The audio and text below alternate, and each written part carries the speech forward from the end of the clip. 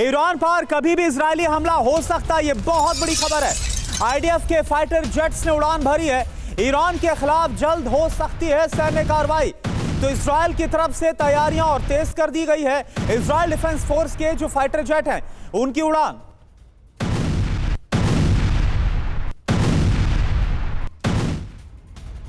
और इस बीच देखिए एक और डेवलपमेंट यह हुआ है कि इराक के विदेश मंत्री फुआद हुसैन ईरान पहुंचे हैं। ईरानी विदेश मंत्री अराक्ची के साथ उन्होंने बैठक की है। ये तस्वीरें आप देखिए, अमेरिका के साथ तनाव पर चर्चा हुई है। ज्वाइंट प्रेस कॉन्फ्रेंस की तस्वीरें भी हम आपको दिखा रहे हैं। ईरानी विदेश मंत्री अब्बास अराक्ची के साथ मीटिंग हुई है इराक के मिनिस्टर की, और इराक के विदेश मंत्री तनाव के बीच फुआद हुसैन जिनका नाम है, वो पहुंचे हैं ईरान। ईरान और इराक के बीच हुई है तनाव भरे इस माहौल में वार्ता। और इस बीच एक और बड़ी खबर, ईरान में आईआरजीसी का खूनी दमन सामने आया। खुमैनी शहर में एक रात में 140 लोगों की हत्या का दावा। नजफाबाद में सैकड़ों लोगों के मारे जाने का दावा किया गया है। नजफाबाद में इंटेलिजेंस चीफ ने भीड़ पर गोली चलवाई। रात के अंधेरे में सड़कों से खून के धब्बे धुलवाए गए। प्रत्यक्षदर्शी के हवाले से दमन का ये बड़ा दावा सामने आया।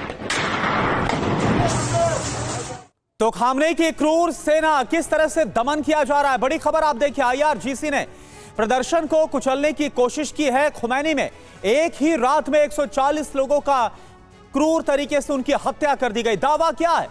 गवर्नर के दफ्तर पर प्रदर्शन कर रहे थे प्रदर्शनकारी। बासिज बलों की स्पेशल यूनिट्स को बुलाया गया। सुरक्षा बलों ने लोगों की आंख और सिर में सीधी गोली मारी है।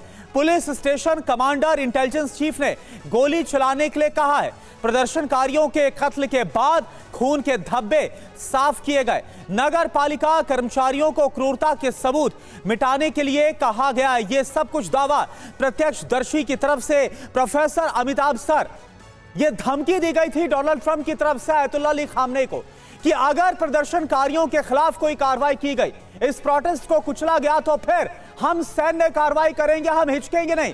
लेकिन हम देख रहे हैं कि हजारों प्रदर्शनकारियों की मौत का दावा हो रहा है, लेकिन ट्रंप वो नहीं कर रहे जो दावा कर रहे थे, जो धमकियां दे रहे थे। देखिए, ट्रंप के कहने पर कुछ फांसियां रोकी गई थी, ये तो सत्य है। और वहां की लीडरशिप ने यह मान लिया था कि अभी वो फांसी नहीं दी जाएगी या कैपिटल पनिशमेंट नहीं दिया जाएगा। तो एक बात पे वहां पे वो शांत हो गए।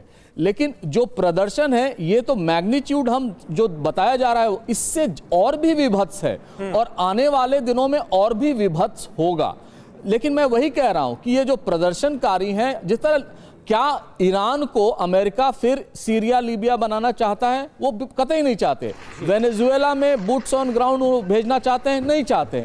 ईरान में बूट्स ऑन ग्राउंड भेजना चाहते हैं? नहीं चाहते। तो एरियल बॉम्बिंग से ईरान में सत्ता परिवर्तन करना मुझे नहीं लगता उतना संभव होगा। लेकिन मैं ये भी बता दूं, आने वाले दिनों में ये जो स्थितियां हैं वहां की, वो और विकट होंगी, और भी लोग मारे जाएंगे। और नहीं सर, लेकिन ये बताइए कि ये जो ईरान में इस वक्त मौजूदा हालात हैं, इसके लिए ईरान की सरकार कितनी जिम्मेदार है? सुप्रीम लीडर कितने जिम्मेदार हैं? ये तो आपके अपने लोग हैं ना। इन पर काबू पाना तो आपकी जिम्मेदारी है, इन पर गोली ना चलाना आपकी जिम्मेदारी है, इनकी जानों की हिफाजत करना आपकी जिम्मेदारी है। फिर ये हालात क्यों हैं? देखिए, ईरान में दो तरह के लोग हैं। एक जो डिसिडेंट्स हैं, जो पिछले 46 साल से इस चीज का प्रोटेस्ट कर रहे हैं, अब तक सफल नहीं हो पाए हैं। दूसरे एक बहुत बड़ा शिया कम्युनिटी है जो बहुत आस्था रखता है उन पर। जब 80 का इराक वॉर होगा, समीर आपको जानकर आश्चर्य होगा कि खुमैनी साहब 12 साल के बच्चों को चाबी देते थे कि अगर मारे जाओगे तो ये जन्नत की चाबी है, वहां जाके आप दरवाजा खोलोगे और वहां जाओगे। वही नहीं, 12-13 साल के बच्चों को उन्होंने आर्म्स देके इराकी सोल्जर्स पे अटैक किया था। पूरे 8 साल बंकर्स बना के वो बैठे रहे। तो आप समझ सकते हैं ईरान की कैपेबिलिटी बहुत ज्यादा है। और शिया इस्लाम में तो शहादत की प्रक्रिया है। और ये हमने देखा भी था कि जब जून के महीने में इजराइल और ईरान का युद्ध हुआ था, तो ऐसा लग रहा था कि इजराइल के लिए बहुत आसान होगा, लेकिन कैसे इजराइल को उल्टा और ज्यादा नुकसान झेलना पड़ गया था, यह भी हमने देखा। यानी कि ईरान को पूरी तरह से कमतर आंकना सही नहीं।